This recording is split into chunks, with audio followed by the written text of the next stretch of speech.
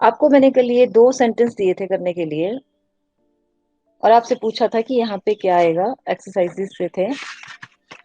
एक था you and I, you and I have done my, your, our duty. एक sentence तो ये था, कल मैंने ऑप्शंस नहीं दी थी, आज मैं जैसे टेस्ट में ऑप्शन आती है वैसे दे रही हूँ। You and I have done, इस पे जो है आर आएगा। ये 2 ऑप्शंस गलत हैं। रूल क्या चलेगा बेटा इसमें, जो चीज आपको याद रखनी है, जब भी आप लिख लें इसके बारे में, सेंटेंस को लिखो ना, आगे रूल लिख लो, फिर मैं अगला सेंटेंस लिखाऊंगी तो उसका रूल भी लिख लो। जब किसी प्रोनाउन द्वारा, जब किसी प्रोनाउन द्वारा विभिन्न व्यक्तियों का बोध हो तो सेकंड पर्सन की अपेक्षा फर्स्ट पर्सन प्लूरल लगाना है, याद रखना प्लूरल, फर्स्ट पर्सन प्लूरल। आगे का सेंटेंस छोड़ दो, आगे का आधा रूल मैं अगला सेंटेंस लिखाऊंगी तो उसमें बताऊंगी। अभी लिखाया आपको, जब किसी प्रोनाउन द्वारा विभिन्न व्यक्तियों का बोध हो। देखो, किसी प्रोनाउन, यू और प्रोनाउन हुआ, और यू एंड आई 2 अलग अलग लोग हैं ना, तो एक सेकंड पर्सन है, एक फर्स्ट पर्सन है। तो आपने जो आगे जो लगाना है आपने, तो आगे जहां भी जरूरत पड़ेगी आपको इन दोनों के लिए लगाने के लिए प्रोनाउन, तो आपने जो है कौन सा लगाना है सेकंड की जगह पे, फर्स्ट पर्सन का प्लूरल लगाना है, वो भी याद रखना। और फर्स्ट पर्सन का प्लूरल क्या बना बेटा, आर ड्यूटी। यहाँ पे बोला कि जब एक या 2 प्रोनाउन आ गए, है ना, 2 अलग अलग लोग आ गए, यू एंड आई 2 लोग है ना, तो यू सेकंड पर्सन है और आई क्या है, फर्स्ट पर्सन है। जब 2 लोग आ जाए किसी सेंटेंस में, एक आ गया सेकंड पर्सन और एक आ गया फर्स्ट पर्सन, सिंगुलर नंबर आ गया ना, तो आगे हमने कोई पजेसिव प्रोनाउन या कोई और सेंटेंस में हमें प्रोनाउन लगाने की जरूरत पड़ेगी, तो हम फर्स्ट का प्लूरल लेंगे। तो फर्स्ट पर्सन का प्लूरल क्या होता है बेटा, वी। वी। और यहाँ ड्यूटी के साथ यहाँ क्या लगना चाहिए था, ड्यूटी के साथ तो पजेसिव एडजेक्टिव आएगा ना, या अभी तो आप प्रोनाउन लेके ही चलो उसको, तो इसलिए यहाँ पे आया आर।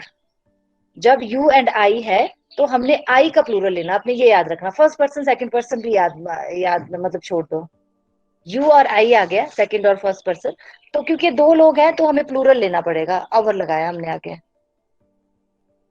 कोई और कुछ भी प्रोनाउन है, कुछ और जगह भी आ सकता है। यू एंड आई है ना बेटा, तो 2 लोग हैं ये अलग अलग, एक यू सेकंड पर्सन आ गया, एक फर्स्ट आ गया, तो आगे हमें जो प्रोनाउन लगाने पड़ेंगे वो आई के प्लूरल के हिसाब से लगाएंगे हम। तो ड्यूटी के साथ हमें आवर लगा, कहीं पे हो सकता था अस भी हो जाए, कि अलग अलग सेंटेंस की डिमांड के हिसाब से वो चेंज होगा। अब आगे मैं एक और सेंटेंस बताती हूँ, थोड़ा सा और क्लियर हो जाएगा आपको। अब अगला रूल चल पड़ेगा इसके साथ। अगला सेंटेंस मैंने आपको लिखाया था, you and he, you and he, you and he have done done his duty, your duty। क्या आएगा बेटा, आप ऐसे सोचो कि ज्यादा करिए पजेसिव केस नहीं आएगा, तो कौन सा पजेसिव केस लगेगा, हिज। यू एंड ही के साथ क्या लगेगा, ड्यूटी एक बार ही लगाती हूँ मैं यहाँ। अब आपको थोड़ा क्लैरिटी आ जाएगी, रूल भी पूरा कर लेना। आप पजेसिव केस ही याद रखना इसको ना, दूसरे याद रखने की जरूरत नहीं है, ज्यादा कंफ्यूज नहीं होना इसमें।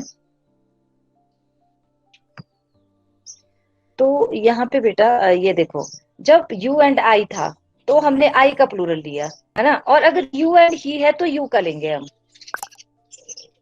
क्योंकि यू सिंगुलर नंबर में भी यू चलता है, प्लूरल में भी यू चलता है। थर्ड पर्सन तो थर्ड हो गया, इसको साइड पे कर देना आपने। जब सामने वाले और अपनी बात हो गई तो फर्स्ट पर्सन लेना, यू एंड आई में फर्स्ट पर्सन का प्लूरल लेना। और you and he, she, it कोई भी आ गया यू के साथ तो आपने यू वाला लेना। सिंपल सी हिसाब है, जब फर्स्ट और सेकंड है तो फर्स्ट का प्लूरल लिया, और सेकंड या थर्ड है तो सेकंड का प्लूरल लिया। इसको दिमाग में बिठाओ, रूल भी पूरा लिख लो आगे।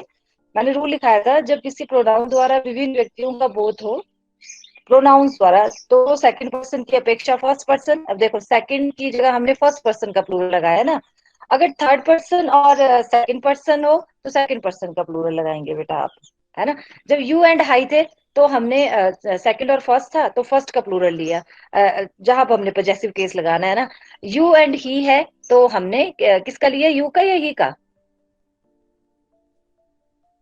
यू का। हाँ, यू का, योर हो गया। बस ये याद रखना, मतलब आपने एक पायदान ऊपर चले जाना। फर्स्ट और सेकंड है तो पहला लिया, सेकंड एंड थर्ड है तो सेकंड लिया, पहले वाला ले लेना अपने पर्सन में। स्क्रीनशॉट ले लो इसका और दिमाग में बिठा भी दो इस रूल को। और ये आता भी है बहुत बार ये टेस्ट में, ये वाला सेंटेंस।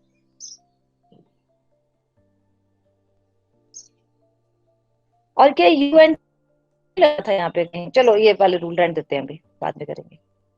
दो लोग हैं तो हैवी लगेगा, ज्यादा रूल्स नहीं करने इकट्ठे। तो बेटा डिस्ट्रीब्यूटिव प्रोनाउन की कैटेगरी में पहले तो मैं ये बता देती हूँ कि इसमें क्या क्या आएगा। और पहले तो वर्ड्स लिख लो जो कि आपको एग्जाम में काम आने वाले हैं, डेफिनेशन बाद में समझना। इसमें आ गया आपका ईच, ईदर, इसको आइदर भी पढ़ते हैं, ईदर भी पढ़ते हैं, नीदर,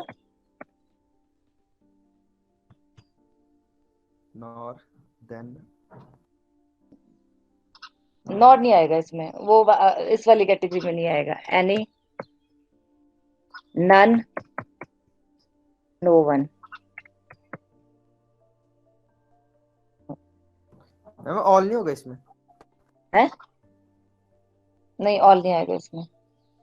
मैं बताती ऑल। हूँ, ये अभी रूल समझो फिर पता लग जाएगा आपको ऑल क्यों नहीं होगा। ऑल में इसके बाद आपको फिर अभी जैसे आप रूल समझोगे आपकी ये चीज क्लियर हो जाएगी कि इसमें ऑल क्यों नहीं है। ये वर्ड्स तो लिख लिए ना आपने, यहाँ तक क्लियर हो गया?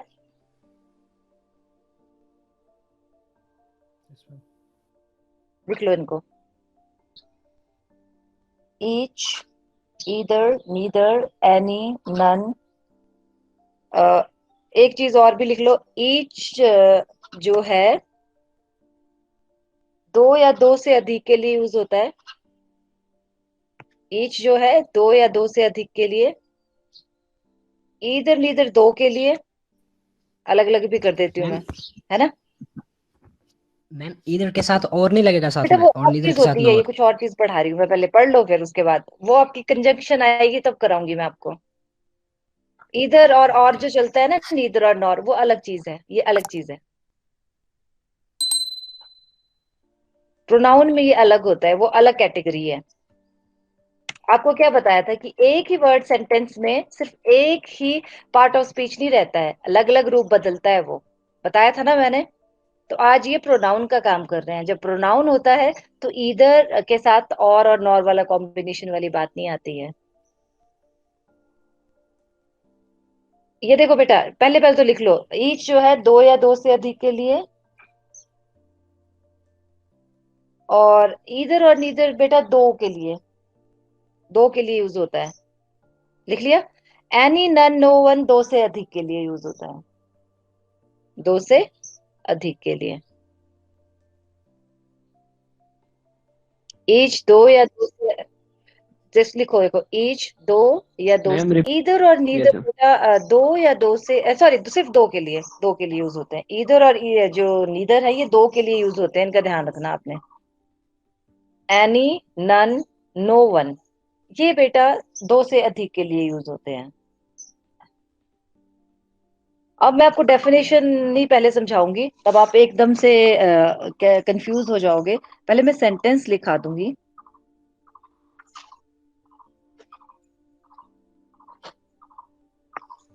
Each of the men were या was paid 20 रुपीज। यहां से मैं रूल क्लियर कराऊंगी आपको। उसके बाद पहले मुझे एक दो सेंटेंस लिखाने दो आप लोगों के लिए। This is sentence number 1. Sentence number 2.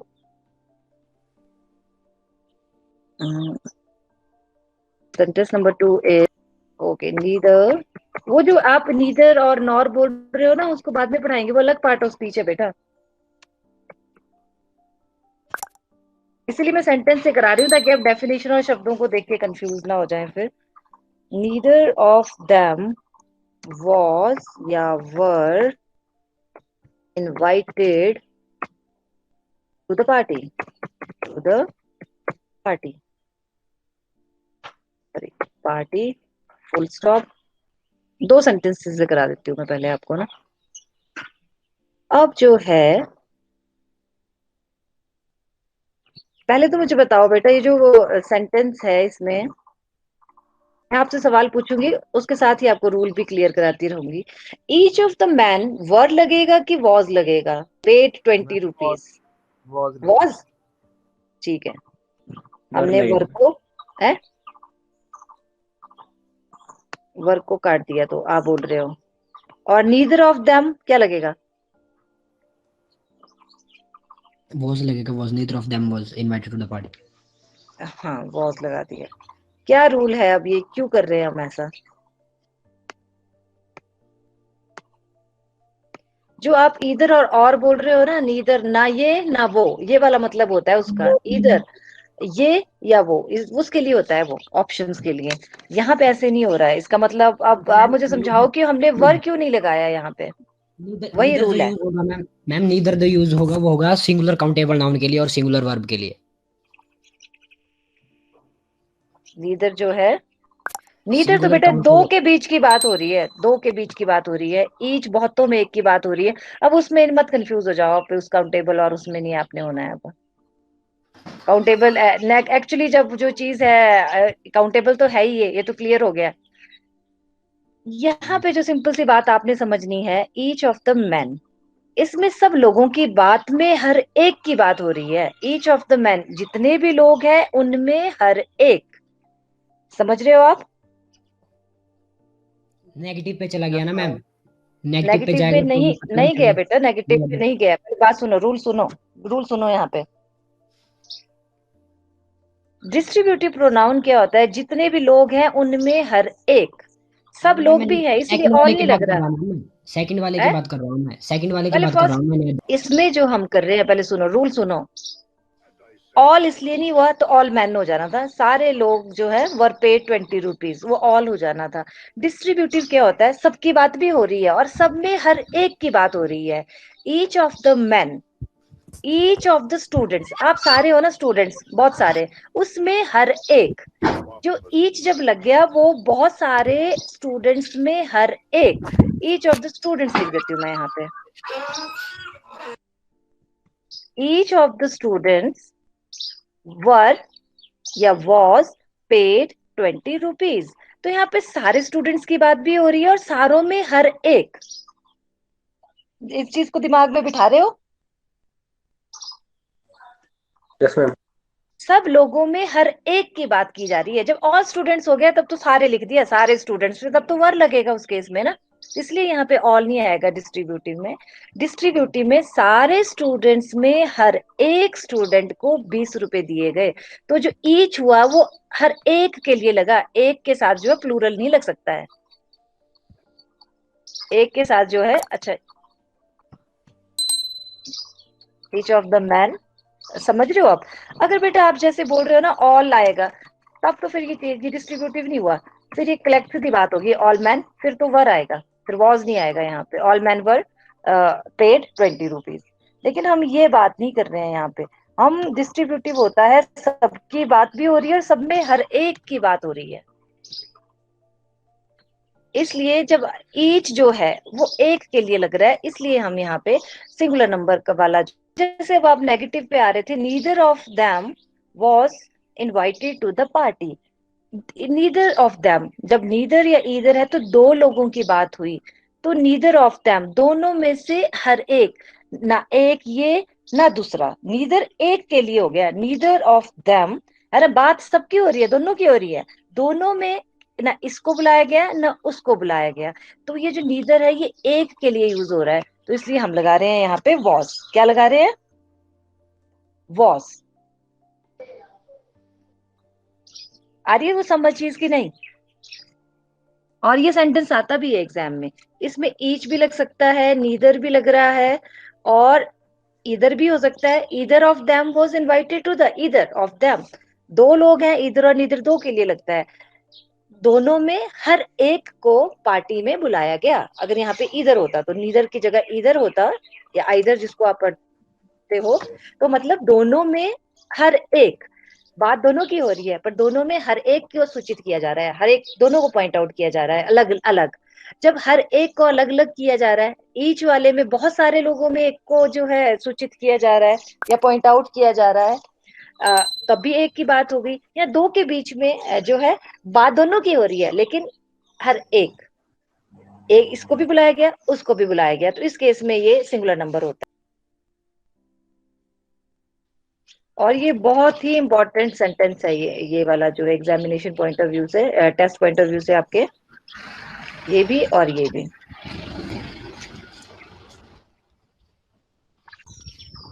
None of them can do it, none of them can do. बस इसमें आपने ये ध्यान रखना है कि सिंगुलर लगाना, क्योंकि ये एक की बात हो रही है, बहुत सारे लोगों की बात भी हो रही है, लेकिन उसमें हर एक, बहुत सारे लोग हैं, है ना, तो उन लोगों में एक भी नहीं, ये भी नहीं, ये भी नहीं, ये भी नहीं, हर एक को भी सूचित किया जा रहा है बहुत सारे लोगों में, इसलिए हम यहाँ सिंगुलर जो है वर्ब लगाते हैं। ये रूल आपने ध्यान रखना है, कभी भी ये प्लूरल में नहीं जाता है। ऑल लगा दें जैसे आप बोल रहे थे ऑल मैन, तब ये प्लूरल में चला जाएगा, उसमें हर एक की बात नहीं हो रही, वहां कलेक्टिवली ऑल, सारे की सारे आ गए, इकट्ठे आ गए। डिस्ट्रीब्यूटिव हो गया कि बहुत सारों में अलग अलग डिस्ट्रीब्यूट कर दिया, एक एक एक एक एक वाली सेंस आ गई, इतनी याद रखनी है आपने। तो इधर और ये जो इधर ऑफ देम है ये प्रोनाउन है, और नॉर में कंफ्यूज नहीं होना आपने। जब भी इस तरह से आ जाए each of, neither of, none of, no one of, तो उस केस में आपने सिंगुलर ही जो है वर्ब रखना है। इसका स्क्रीनशॉट भी ले लो, ये बहुत जरूरी है, इंपॉर्टेंट सेंटेंस है मैम तो और सेंटेंसेस हैं। हाँ जी बेटा इधर बोलिए। और इधर जो इधर और नीदर नोर जो है वो भी तो प्रनाउन में ही आएगा ना।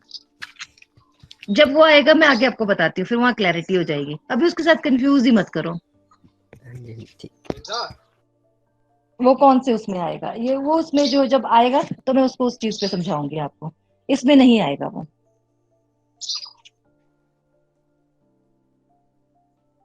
अभी इधर ऑफ देम और इसमें रहे, वो ये पार्ट ऑफ स्पीच ही नहीं है बेटा, आप किसी और के साथ उसको कंफ्यूज करने लग गए हो। उस पे वहां पहुंचोगे तो इधर नॉर वो सारे सेंटेंस करने हैं आगे जाके हमने, वो आपकी कंजंक्शन पार्ट ऑफ स्पीच है, वो प्रोनाउन नहीं है, जैसे कि मैंने आपको पहले भी बोला। क्या है वो? कंजंक्शन। और अगले रूल पे चलते हैं।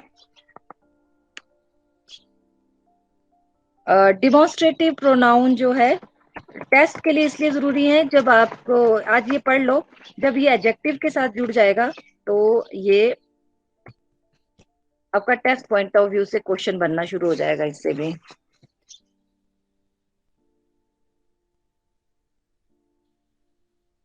ये बेटा सेम जो मैं वर्ड्स लिखाऊंगी, ये नाउ प्रोनाउन में भी होते हैं और एडजेक्टिव में भी होते हैं। इसमें आप लिख लो this that these those, this that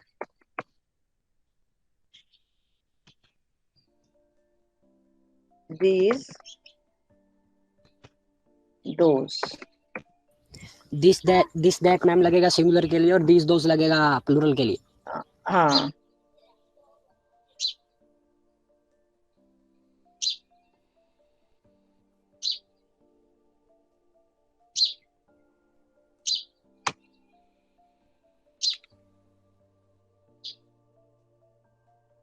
demonstrative pronoun जो है ये ध्यान से सुनना, क्योंकि एडजेक्टिव के साथ भी मिला होगा। ये बेटा किसी नाउन की तरफ जो है संकेत करते हैं, जैसे this is my book, this is my book, that is my house, that is my house. इनका काम क्या होता है? किसी नाउन की तरफ संकेत करना। दिस बेटा एक के लिए, दीज और दोज एक से ज्यादा के लिए।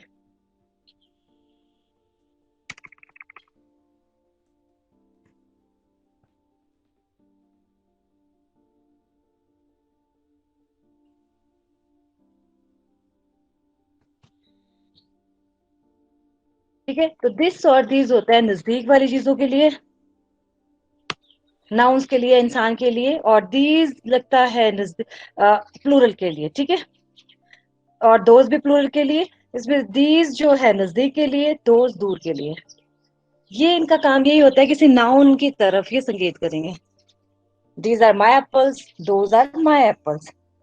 दिस जो है सिंगुलर नंबर नजदीक के लिए, दिस इज माई बुक दूर है तो दैट इज माई बुक।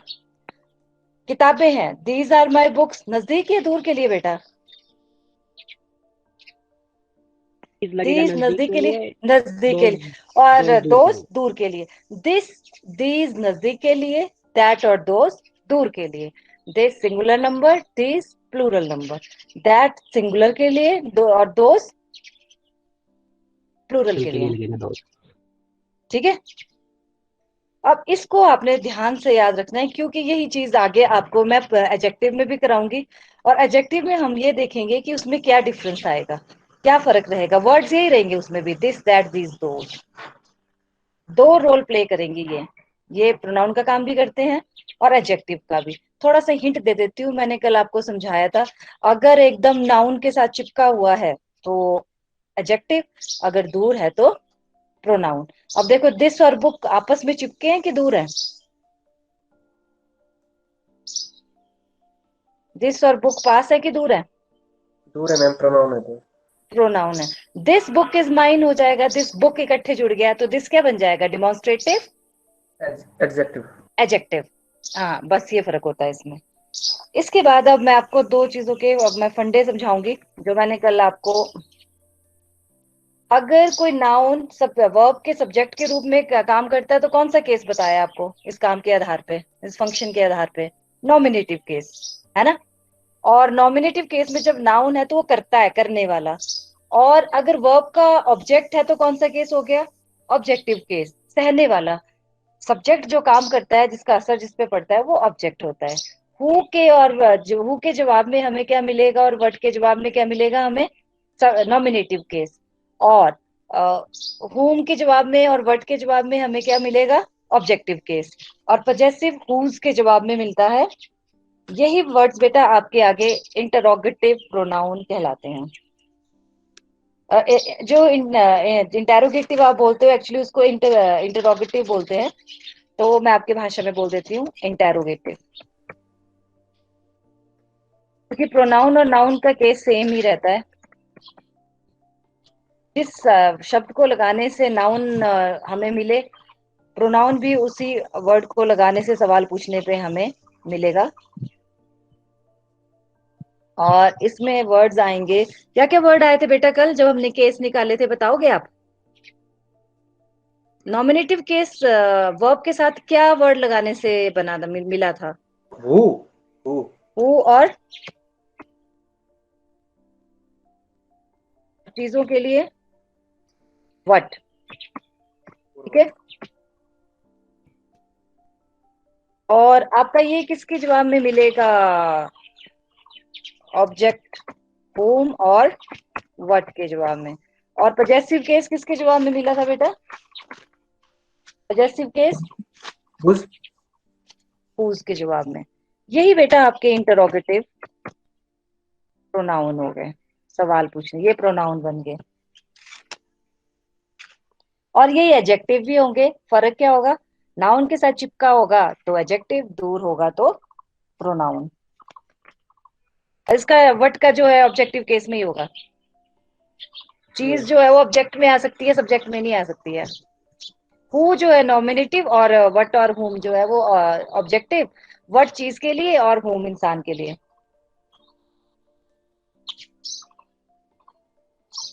तो ये वर्ड्स याद रहेंगे आपको। उसके साथ मैंने आपको एक और वर्ड बताना है, वो है विच। दो के बीच में बताना वो के लिए जब यूज होता है तो विच यूज होता है, विच इज योर स्लेट। और वट दो से ज्यादा के बीच के लिए, और विच जो है दो के बीच के लिए लगता है। वट दो से ज्यादा के लिए और विच दो के लिए।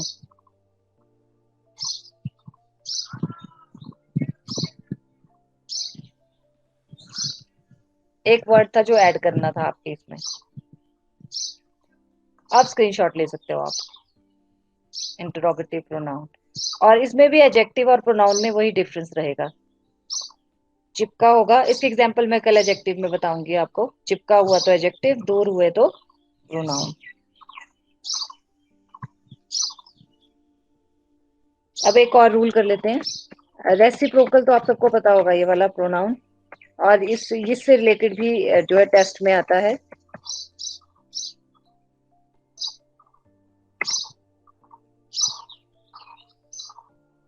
रेसिप्रोकल प्रोनाउंस में होता है, पहले तो मैं आपको वर्ड्स बता देती हूँ, ईच अदर। और दूसरा कौन सा होता है बेटा? One another, one another, each other, one another. ये दो प्रोनाउन से मिलके बनता है जो रेसिप्रोकल प्रोनाउन होता है बेटा।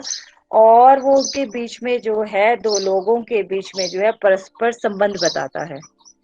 तो ईच अदर का प्रयोग होता है दो के लिए, लिख लो। ईच अदर का प्रयोग दो के लिए, वन अनदर का प्रयोग दो से अधिक के लिए होता है, दो से अधिक के लिए होता है। एक तो रेसिप्रोकल प्रोनाउन क्या होता है बेटा? दो प्रोनाउन से मिलके बनते हैं। ईच अलग अलग प्रोनाउन है, अदर अलग प्रोनाउन है। तो ईच और अदर आपस में जुड़ के मिले और ये दो या दो से अधिक लोगों के बीच में संबंध बताते हैं, को प्रकट करते हैं। तो ईच अदर दो लोगों के बीच में बताएगा, वन अनदर दो से अधिक के लिए। लिख लिया? ईच अदर दो के लिए, वन अनदर कैसे यूज करेंगे? अब आप मुझे बताना कि यहाँ पे क्या आएगा। Ram and Ritesh, Ram and Ritesh hate each other या वन अनदर। क्या आएगा? Each other. ईच अदर क्यों आएगा? क्या बताया आपको भी रूल? 2%। हाँ, 2% है। और इसको भी स्टार लगा लो, ये भी एग्जाम में आता है। और नंबर 2 आपका सेंटेंस रहेगा, द गर्ल्स हेल्प। मुझे बताओ क्या आएगा, ईच अदर या वन अनदर आएगा? यहाँ पे वो नहीं बताया गया है कि दो हैं, तो ऑब्वियसली दो से अधिक है। The girls help one another. दो से अधिक के लिए वन अनदर। स्टार लगा दो इसको।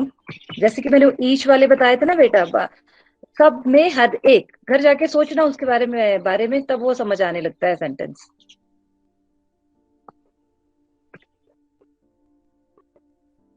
वो भी जो है टेस्ट पॉइंट ऑफ व्यू से बहुत इंपॉर्टेंट है। और ये, और जो मैंने कल चीजें बताई थी आपको इट्स वाले, वो बहुत इंपॉर्टेंट है। स्क्रीनशॉट भी ले लो। ईच अदर दो के लिए, वन अनदर दो से अधिक के लिए। अब दो प्रोनाउन हम इकट्ठे करेंगे ताकि आपकी क्लैरिटी भी बन जाए, टेस्ट में उससे रिलेटेड कोई कंफ्यूजन आए तो क्लियर हो जाए आपकी। एक है बेटा एम्फेटिक प्रोनाउन और दूसरा होता है रिफ्लेक्सिव प्रोनाउन। एम्फेटिक प्रोनाउंस है ना, और दूसरा हुआ रिफ्लेक्सिव। मैं दोनों इसलिए करा रही हूँ कि इन दोनों की फॉर्म सेम होती है। तो नाउ ये बेटा कोई भी जो आपका नॉमिनेटिव केस में जो प्रोनाउन होता है ना, आई वी यू दे जो है ना, है ना, ये जैसे भी उसमें जो आपका पजेसिव केस होता है ना उसमें, तो उसके साथ सेल्फ या सेल्व्स लगाने से बनता है। जैसे माई है उसके साथ सेल्फ लग गया, जैसे कि हिम है हिमसेल्फ हो गया। आर है OUR जिसको आवर बोलते हैं, तो उसका क्या बनेगा, उसके साथ सेल्व्स लग जाएगा, है ना। तो आपने जैसे कि माई है, तो दोनों की फॉर्म यही बनती है, सेल्फ जोड़ दिया, माई सेल्फ बन गया। और अगर प्लूरल वाले होंगे, प्लूरल वाले प्रोनाउन होंगे, तो जैसे कि आर, रेसिव केस वाले हैं ना ये सारे, प्लस सेल्व्स, यहाँ पे सेल्व्स लग जाएगा बेटा, आर सेल्व्स बन गया इसका, आर सेल्व्स। और ऊपर वाले का क्या बन गया, तो क्या बन जाएगा, माई सेल्फ। अब मैं 2 सेंटेंस करके आपको इम्फेटिक और रिफ्लेक्सिव समझाने की कोशिश करूंगी।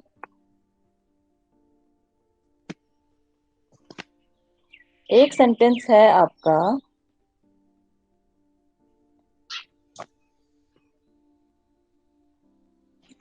आई hurt myself, I hurt myself.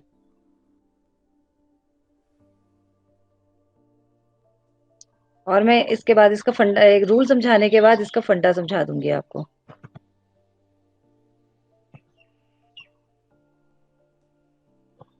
और एक सेंटेंस आ गया आपका,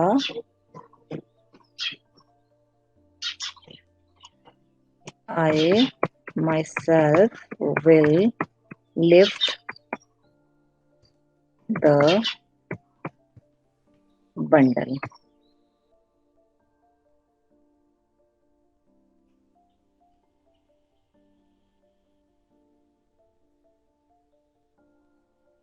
दो सेंटेंस, इसमें बेटा एक रिफ्लेक्सिव है और एक इम्फेटिक है।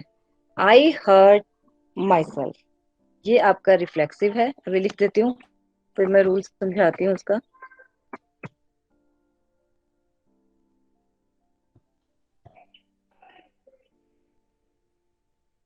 और ये इम्फेटिक प्रोनाउन है। आज मैं इस रूल को, इन दोनों को समझा के जस्ट आपको वक्त दूंगी कल तक समझने का, कि ये चीज समझ आ जाए।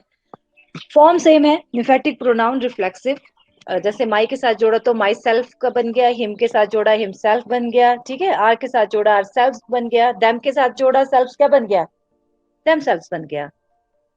इम्फेटिक होता है बेटा, कोई भी जब आप काम की बात कर रहे हो, जोर डालने के लिए इसको यूज किया जाता है, कि मैंने वो काम किया, खुद किया। I myself will lift the bundle, एक तो सिंपल हो जाना था, I will lift the bundle, मैं बंडल को लिफ्ट करूंगी, उठाऊंगी, अपने आप इस ढेरी को उठाऊंगी। आई माई सेल्फ, आप जोर देने के लिए यूज कर रहे हो, कि मैं खुद उठाऊंगी इसको या उठाऊंगा। दूसरा जो है, दूसरी चीज में सोचो, आई हर्ट, सब्जेक्ट आया आई, हर्ट, किसको हर्ट किया, आई हर्ट किसको हर्ट किया बेटा, खुद को। खुद को। जब अपने किए हुए कार्य का असर खुद पे पड़े, है ना, सब्जेक्ट सिर्फ अपना नहीं, या ही भी हो सकता था, तो ही हर्ट हिमसेल्फ हो जाना था। जब सब्जेक्ट जो काम करता है उसका असर खुद आकर उसी पे पड़े, तो वो रिफ्लेक्सिव प्रोनाउन होता है। इम्फेटिक होता है जब आप किसी चीज को जोर देने के लिए जब आप यूज करते हो, जब किसी प्रोनाउन का प्रयोग आप जोर से, मैंने ये काम खुद किया, मैंने अपनी आंखों से देखा, है ना, मैं, जब आप जोर लगाने के लिए यूज कर रहे हो। दूसरी तरफ क्या है, सब्जेक्ट जो काम कर रहा है उसका असर खुद उस पे ही पड़ रहा है। अदरवाइज क्या करता है, सब्जेक्ट काम करता है, उसका असर पड़ता है ऑब्जेक्ट पे। तो माई सेल्फ क्या है बेटा यहाँ पे, ऑब्जेक्ट, ठीक है। आई हर्ट whom के जवाब में आ रहा है माई सेल्फ, ठीक है। आई हर्ट सीता, तो वो सिंपल सेंटेंस हो जाना था, आई हर्ट सीता। तो इस, है ना, जो आई ने जो किया उसका असर जाके किस पे पड़ा, सीता पे पड़ा, किसी और पे पड़ता है ना नॉर्मली असर। लेकिन जब सब्जेक्ट के किए हुए का कार्य उसी का असर उसी पे पड़े वापस आके, तो वो रिफ्लेक्सिव प्रोनाउन कहलाता है। और इम्फेटिक होता है जोर देने के लिए। अब आपने ज्यादा कंफ्यूज नहीं होना। अगर आपने इनमें जो एक चीज देखनी है, जो फंडा याद रखना है, क्योंकि सब्जेक्ट के किए हुए का असर जिस पे पड़ता है वो ऑब्जेक्ट होता है। वर्ब के एकदम बाद यूज होए तो रिफ्लेक्सिव प्रोनाउन है, और अगर वर्ब से पहले या कहीं दूर यूज होए जो ये वाली form my self, her self, तो वो इम्फेटिक होगा। अब देखो, आई हर्ट किसे हर्ट किया, एक तो हुम के जवाब में आ गया, दूसरा एकदम वर्ब के बाद जो वर्ड यूज होता है वो रिफ्लेक्सिव प्रोनाउन होता है। वर्ब के एकदम बाद जो वर्ड यूज हो वो कौन सा होता है बेटा? ये जो फॉर्म है माई सेल्फ, हर सेल्फ या ये वाली, वो कौन सा प्रोनाउन होगा, इम्फेटिक या रिफ्लेक्सिव? ये मैं फंडा रिफ्लेक्सिव। बता रही हूँ, वो रिफ्लेक्सिव, क्योंकि वो ऑब्जेक्ट बन गया ना। I hurt myself, he hurt himself, they hurt themselves, उन्होंने खुद को ही किया, किसी और को नहीं किया। अदरवाइज सब्जेक्ट के किए हुए का असर किसी और पे पड़ता है जाके, या खुद पे ही पड़ गया, तो ये रिफ्लेक्सिव हो गया। इम्फेटिक बेटा, हाँ हाँ, बस आपने ना इनमें कंफ्यूज नहीं होना, इनको समझने में थोड़ा सा टाइम लगता है, इसीलिए मैंने आपको सब्जेक्ट, ऑब्जेक्ट और वो नॉमिनेटिव केस बताया। यहाँ पे ये ऑब्जेक्टिव केस बन गया माई सेल्फ ना, तो ये हो गया रिफ्लेक्सिव, सब्जेक्ट के किए हुए का असर उसी पे पड़ रहा है। और इम्फेटिक बस बात को जोर दे के बोलना है, मैंने खाना खुद बनाया, मैंने अपनी आंखों से देखा। आई एक होना था, आई विल डू इट, मैं करूंगी, मैं ये करूंगी या करूंगा, बात खत्म होगी। लेकिन जब माई सेल्फ लगा दिया तो खुद करूंगी उसको, तब आपने जोर लगा के वो बात बोल दी। तो अब आपको मैंने इसमें तो डेफिनेशन समझाई। फंडा सिंपल ये है, कभी भी रिफ्लेक्सिव प्रोनाउन ढूंढने को आए तो एकदम वर्ब के बाद वो वर्ड होगा। यहाँ देखो, विल लिफ्ट से पहले है, या यहाँ देखो वर्ब के बाद माई सेल्फ जो वर्ड हुआ वो रिफ्लेक्सिव रहेगा, और वर्ब से पहले या दूर जो वर्ड होगा वो आपका इम्फेटिक होगा। आपके लिए फंडा है लर्न करने के लिए। वर्ब के एकदम बाद है तो क्या है? वर्ब के एकदम बाद है तो क्या है? रिफ्लेक्सिव। रिफ्लेक्सिव, है ना। रिफ्लेक्सिव होता है जिसने काम किया उसका असर खुद उसी पे वापस हटके आ गया। अपने को चांटा मारा तो किसी सामने वाले को नहीं मारा, खुद को ही मार दिया वो चांटा, तो वर्ब के एकदम बाद आएगा। क्योंकि सब्जेक्ट होता है, फिर उसके बाद वर्ब आता है, सब्जेक्ट कोई काम करता है, फिर उसका असर किसी अगले पे पड़ता है या खुद उसी पे पड़ रहा है, जो हम अभी डिस्कस कर रहे हैं ना, रिफ्लेक्सिव। सब्जेक्ट के किए हुए का असर उसी पे वापस आ रहा है। और दूसरा हो गया इम्फेटिक, जोर लगाने के लिए, और ये जो इम्फेटिक होगा या तो वर्ब से पहले आएगा या वर्ब से दूर हो जाएगा, जैसे कि मैंने एक एग्जांपल में बताया। इसमें देखो इट बीच में घुस गया, डू वर्ब और माई सेल्फ के बीच में इट घुस गया। एक ये देखो यहाँ पे अब हाईलाइट करके आपको बता रही हूँ। अब ये जो इट है ये घुस गया बीच में, डू और माई सेल्फ के बीच में। अगर वर्ब के एकदम बाद होता तो वो रिफ्लेक्सिव हो जाता। यहाँ देखो, माई सेल्फ जो है पहले वर्ब से पहले आ गया, इस केस में पहले आ गया, इस केस में वर्ब और माई सेल्फ दूर दूर हो गए। लेकिन जहाँ रिफ्लेक्सिव है वहां एकदम वर्ब के बाद है। अलग कलर से मैं बताती हूँ ताकि आपको थोड़ा सा समझ आए। और